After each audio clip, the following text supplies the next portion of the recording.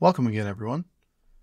In this lesson, we're going to learn how to create a drag and drop system to change the status of these tasks. So we'll do this in 4 steps.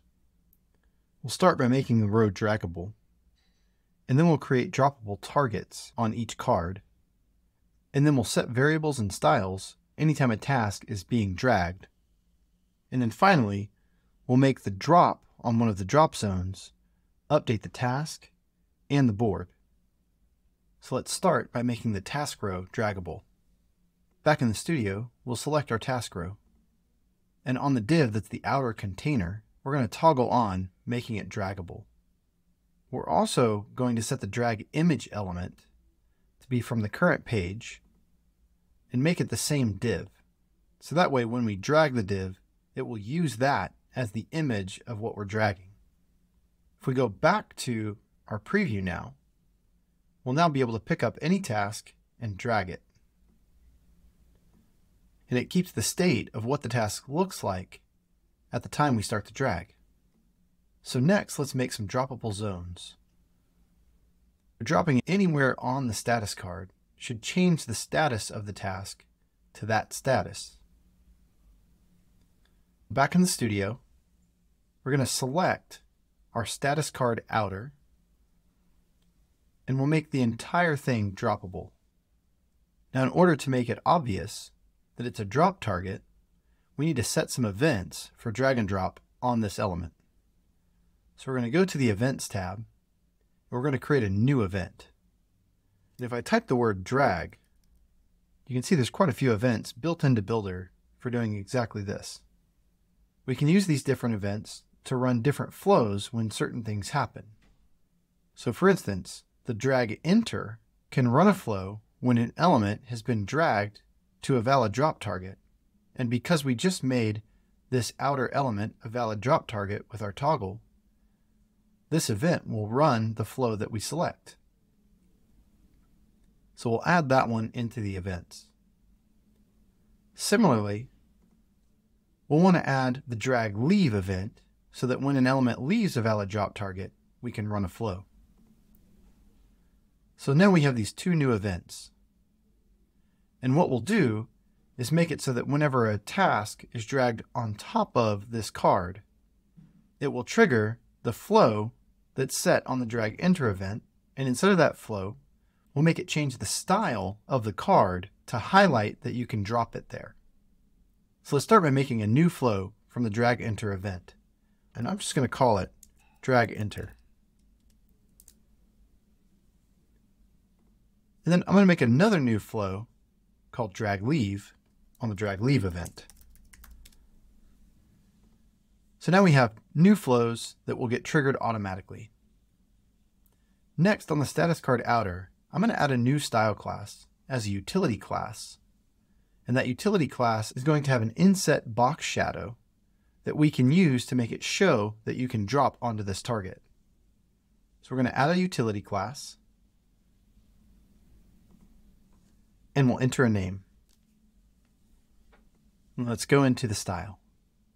We'll go down to the shadow, and to find the right box shadow, we're going to go over to the same place we went before to get CSS scan. There are a few shadows in here that have inset, like this one, where you can see there's an inset shadow that makes it look like something you could drop onto. If we scroll down, there's probably a few more as well, like this one. Let's click on it to copy the code. We'll go back into Builder, and we'll paste that into our box shadow. I'm going to remove the semicolon, and also remove the box shadow part because all we want is the property value. Okay, so that's what that will look like when we apply the class when the drag enter event happens. So right now we've applied this to the card by default, but what we want to do is remove it from the default and only apply it whenever that event occurs. So if we go back to the drag enter event, we'll use the add style class action type. And the class that we're going to add is the one we just created. And the element we'll apply it to is the status card outer. And then on our drag leave flow, we'll do the opposite and remove the class. So we'll select the same class and the same element. So now on drag enter, we'll add the class, and on drag leave, we'll remove the class. If we go back to our preview, refresh the Kanban board, if I now drag this, you can see that entering and leaving changes the box shadow to show that I can drop inside. But if I drop it, nothing's happening yet because we haven't defined what to occur on the drop. So note that the box shadow remained because I never left the dragging. I actually dropped it on there.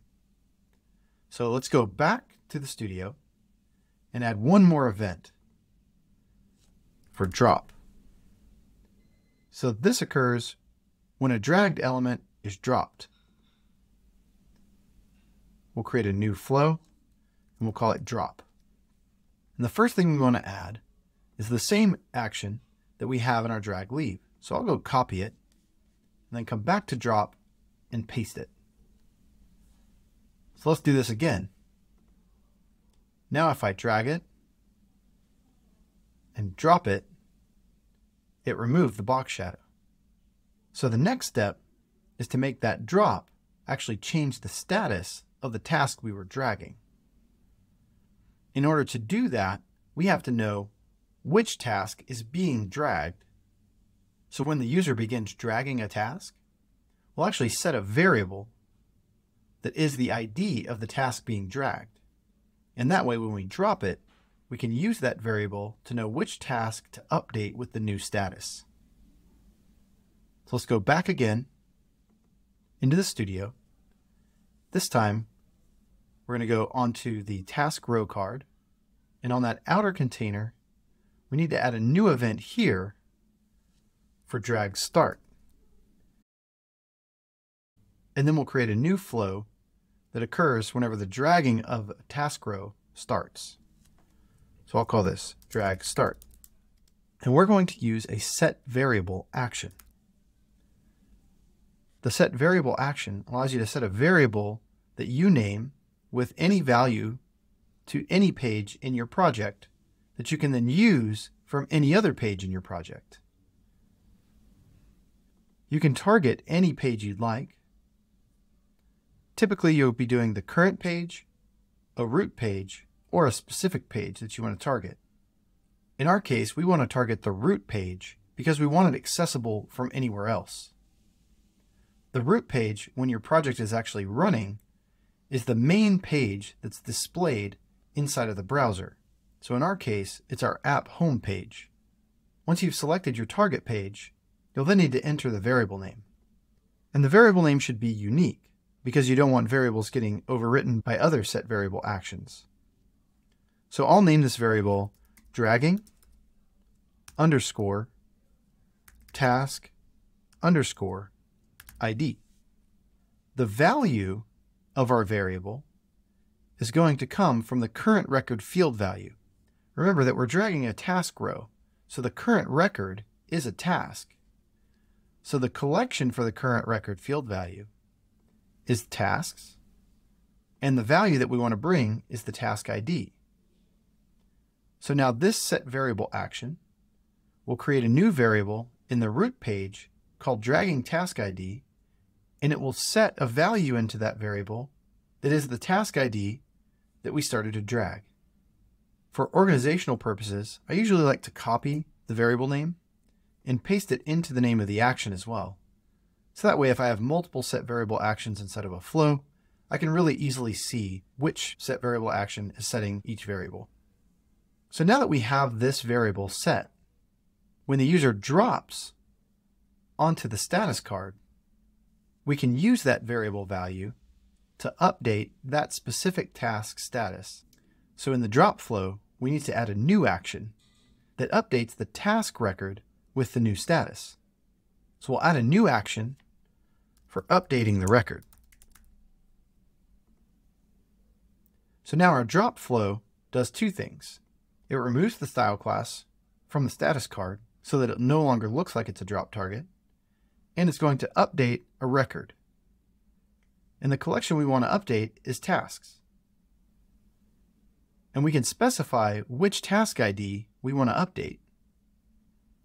And for our purposes, we're going to pull that task ID from our variable on the root page with a variable name of dragging_task_ID. So when the user begins to drag, we'll set that variable, and when they drop it, we can use that variable to know which record to update. And then we need to map another field here, which is the status ID. So we're going to update the status ID of this particular task, and we're going to update it using the current record field value of the status card that we're in.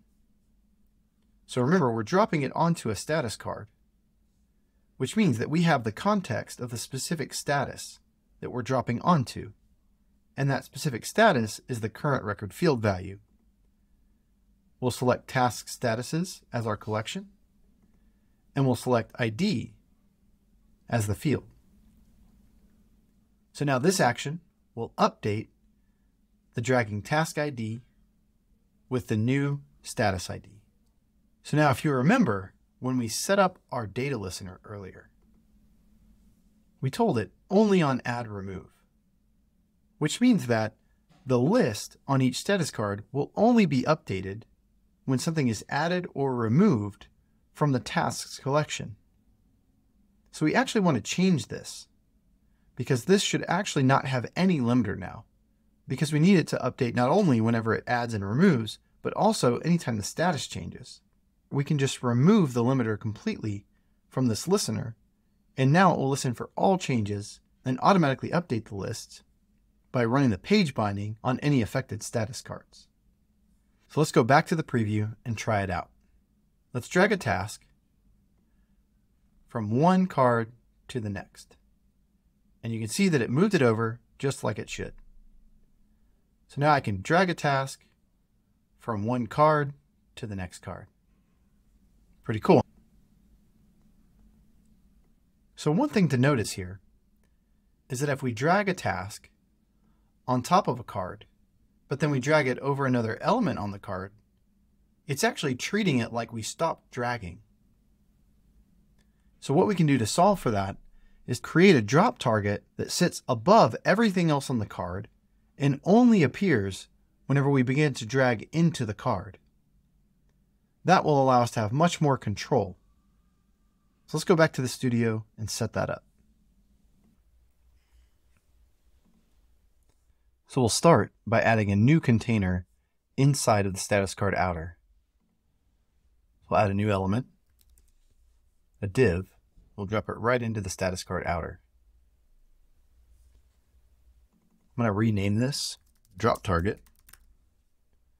And we're going to create a special class for it.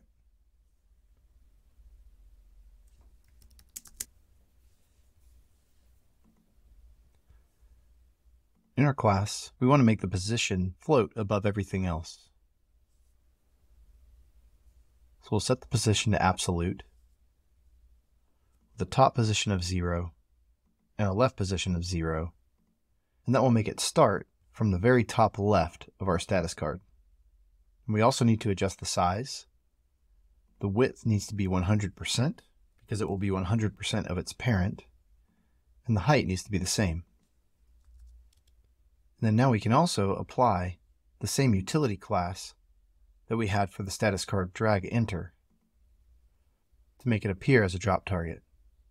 What we can do is just copy the box shadow value that we had before,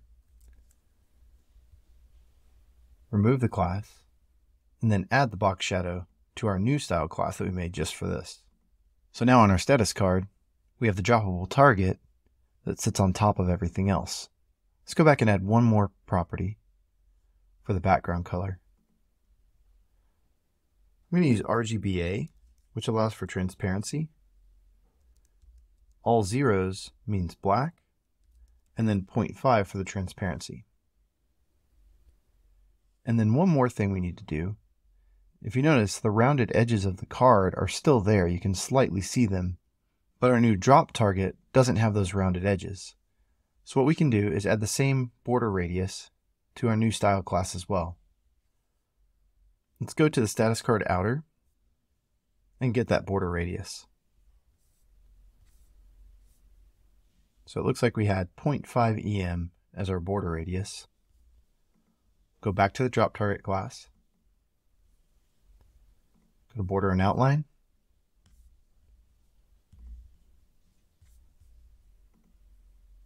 And we'll choose 0.5 EMs. So now it matches just right. So now we've got a target that sits on top of everything else. We need to make sure that this is droppable. So we'll toggle that on. Now that it's droppable, we need to set up the drop event. So we'll add an event, and we'll select our drop flow to run. Now we also want to set up the drag leave event and run the drag leave flow. And then back on our outer, we're going to remove the drag leave flow and the drop flow from the outer. So the last things to do, we need to make the drop target by default hidden. And then on drag enter, we'll make it display. And then on drag leave, we'll hide it.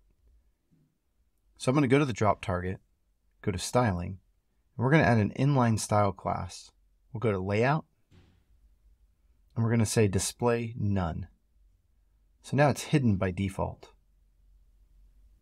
Now in our flows, we currently have drag enter adding a class to the status card outer, and drag leave removing that class from the status card outer. We no longer want that to occur. So I'll delete the action, and instead we'll use a show action. The element show action allows us to select any element and show it. Similar, on the drag leave, we're going to delete the action that removed the style class, and instead we'll add a hide element action. We're going to hide it completely. We'll select the drop target, and we should be good. So now to recap that, if we go back to elements, when the user drag enters the status card outer, we're going to show our new drop target element. And then on the drop target, when the user move it off, it will hide the drop target because we changed that flow to hide the drop target. Similarly, on the drop event, instead of removing the style class and then updating the record, we need to delete the remove of style class, and we'll go copy our hide action and paste it into the drop. And I'll rearrange this so it'll hide it and update the record. So with this setup, we should be good for dragging and dropping anywhere on the card. Let's go back to the preview and give it a go. So now, with these changes in place, we can drag any task to any board with ease. It moves right over. So that's it for building a Kanban board with Builder. Using the Mullen Light template really helped us out in not having to design everything. We got to focus on just the pieces that we wanted to build. Thanks again for watching, and see you next time.